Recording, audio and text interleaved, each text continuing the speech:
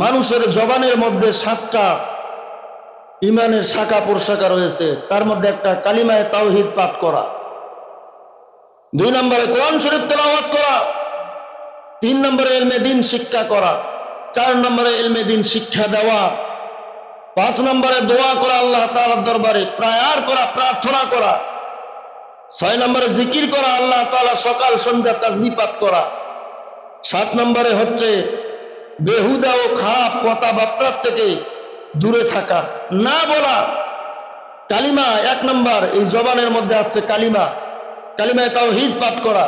হাদিসের মধ্যে এসেছে, যে ব্যক্তি কালিমায়ে তাইয়্যিবা ঈমান ও ইয়াকিনের সহিত পাঠ করবে, আল্লাহ তাআলা তার জীবনের সমস্ত পাপ রাশিকে মাফ করে দিবেন।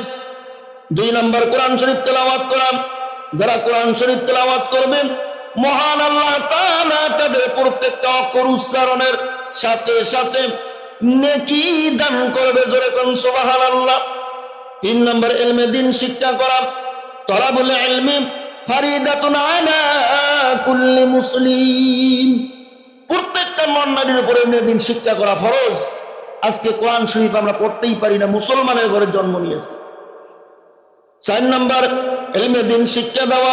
আল্লাহ রাসূল বলেন যে যারা ইলমে দ্বীন শিক্ষা করার পরে ইলমে দ্বীন শিক্ষা দেয়, এই পৃথিবীর বুকে তারা সর্বশ্রেষ্ঠ মানুষ হিসেবে পরকালীন জীবনে গণ্য হবে। এই জন্য আমরা ইলমে দ্বীন শিক্ষা করি এবং ইলমে দ্বীন শিক্ষা দেই। 5 নম্বরে হচ্ছে আল্লাহ তাআলার কাছে দোয়া করা, আল্লাহ আমাকে মাফ করে দাও, জীবনে জানা অজানা অনেক পাপ করেছি, অনেক অন্যায় করেছি, আল্লাহ আমাকে ক্ষমা করে দাও। এভাবে আল্লাহর কাছে রোনাজারি করা, আল্লাহর কাছে অনুতপ্ত হওয়া, শর্মিন্দা হওয়া, লজ্জিত হওয়া। এরপরে রয়েছে আল্লাহ তাআলার জিকির করা। 6 নম্বরে আল্লাহ তাআলার জিকির করা, সকাল সন্ধ্যা তাসবিহ পাঠ করা। যে ব্যক্তি সকাল সন্ধ্যা তাসবিহ পাঠ করবে, আল্লাহ তাআলা তার মৃত্যুটা অনেক সহজ করে দিবে। মৃত্যুর যন্ত্রণা হবে না। মৃত্যুর যন্ত্রণা কি জিনিস সে বুঝতেই পারবে না। এই জন্য সকাল সন্ধ্যা হর হামেশা আল্লাহ তাআলা নাম জপা, আল্লাহ তাআলা জিকির করা। 7 নম্বরে হচ্ছে বেহুদা ও খারাপ কথা থেকে আমাদের দূরে থাকতে হবে। বেহুদা কথাবার্তা বলা যাবে না। বেহুদা কথাবার্তার সময়টাকে আল্লাহ তাআলা জিকির, আল্লাহ তাআলার কালাম, আল্লাহ তাআলার কথা, আল্লাহ তাআলার গুণকীর্তন করে আমরা যদি সময় পার করতে পারি, পরকালীন জীবনে আমাদের জন্য শান্তি আসবে। এজন্য আসুন, এই জবানের মধ্যে মানুষের 7টা ইমানের শাখা প্রশাখা ফুকায়ে কেরাম সেট করে দিয়েছেন।